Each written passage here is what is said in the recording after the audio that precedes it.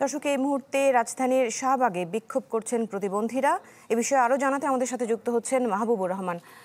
মাহবুব, প্রতিবন্ধীরা আসলে কি দাবি নিয়ে বিক্ষোভ করছেন আর কখন শুরু হয়েছে এই বিক্ষোভ, একটু সব মিলিয়ে বলবেন।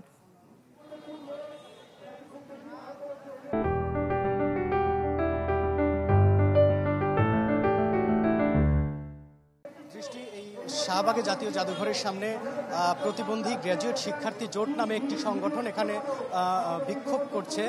তারা যখন এখানে অবস্থান নেয়, পুলিশ কিন্তু তাদেরকে বাধা দেয় এবং তারা ব্যারিকেড দিয়ে রেখেছে। এই মুহূর্তে আমরা যদি এই চিত্রটি দেখি, তাদের মূলত 5 দফা দাবি রয়েছে। এই 5 দফা দাবির পরিপ্রেক্ষিতে তারা যখন এখানে অবস্থান নেয়, সেই মুহূর্তে এখানে পুলিশ একটি ব্যারিকেড দেয় এবং সেই ব্যারিকেডের ওপাশে এবং এপাশে প্রতিবন্ধী শিক্ষার্থী কাউন্সিলের সদস্যরা অবস্থান করছেন, ওই পাশে পুলিশ অবস্থান করছেন। আমি যদি বলি, তাদের যে 5টি দাবি রয়েছে, সেই দাবির মধ্যে প্রথম দাবি সেটি হচ্ছে, তাদের সাথে কথা বলে যেটি জানতে পেরেছি, তারা আমাদের বলেছে যে নির্বাহী আদেশে তাদেরকে সরকারি চাকরিতে নিয়োগ দেওয়ার যে বিধান সেটি চালু করতে হবে।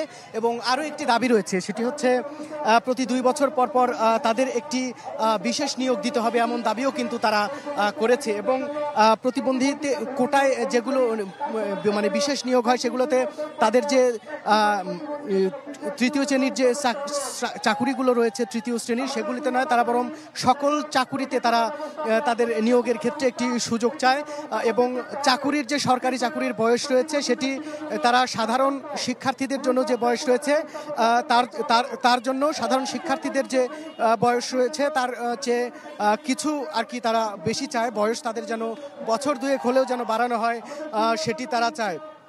অর্থাৎ তারা সরকারি চাকুরির ক্ষেত্রে কিছুটা সুযোগ সুবিধার যে দাবি প্রতিবন্ধী হিসেবে তারা করেছে মানবিক জায়গা থেকে, সেই দাবি পূরণের জন্যই কিন্তু তাদের আজকে এখানে অবস্থান। আর তারা যে আজকে হুট করে এখানে অবস্থান নিয়েছে হঠাৎ করে, এমন কিন্তু নয়। তারা আগে থেকেই এই ইস্যুগুলো নিয়ে তারা আন্দোলন করে আসছিল এবং তারই পরিপ্রেক্ষিতে তাদের আজকে কিন্তু যমুনা অভিমুখে রওনার কথা ছিল। আজকে যমুনা অভিমুখে রওনার কথা ছিল এবং যমুনা অভিমুখে তারা রওনা না করে তারা এখানে যখন অবস্থান নিয়েছিল, ঠিক তার পরেই কিন্তু পুলিশ এখানে তাদের সামনে ব্যারিকেড দিয়ে দিয়েছে। এবং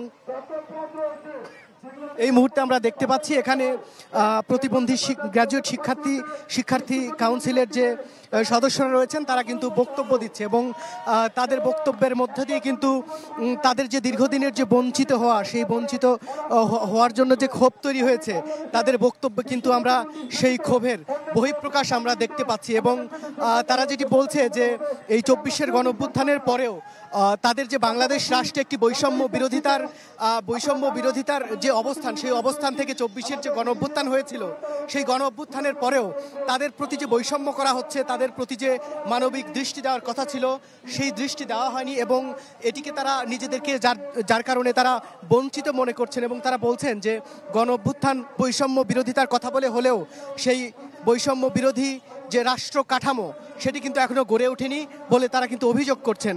এবং তারা এখানে যারা রয়েছেন, এখানে যে সকল প্রতিবন্ধীরা রয়েছেন এই জাতীয় জাদুঘরের সামনে, তারা কিন্তু আসলে যে শুধু প্রতিবন্ধী তা নয়, তারা কিন্তু উচ্চ শিক্ষিত প্রায় সবাই। এবং তারা আরও একটি অভিযোগ যেটি করেছে দৃষ্টি, সেটি হচ্ছে তারা এ যাবৎ পর্যন্ত যে সকল চাকুরিতে তারা চাকুরির পরীক্ষায় যারা অংশগ্রহণ করেছে, তারা কিন্তু রিটেন এবং প্রিলি সব কিছুই দিয়েছে, কিন্তু তাদের কাছে ভাইভা কার্ড রয়েছে এবং তারা ভাইভা অংশগ্রহণ করার পরেও কিন্তু তাদের চাকরি হয়নি, এরকম একটা অভিযোগ কিন্তু তারা করেছে।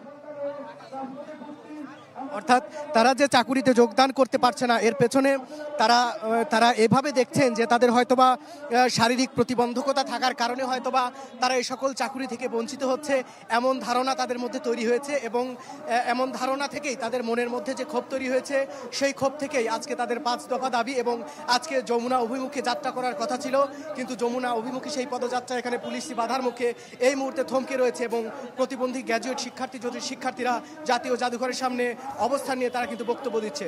দৃষ্টি। জি মাহবুব, ধন্যবাদ আপনাকে আমাদের সাথে যুক্ত হওয়ার জন্য। পরবর্তীতে প্রয়োজন হলে আমরা ফিরবো আবার আপনার কাছে।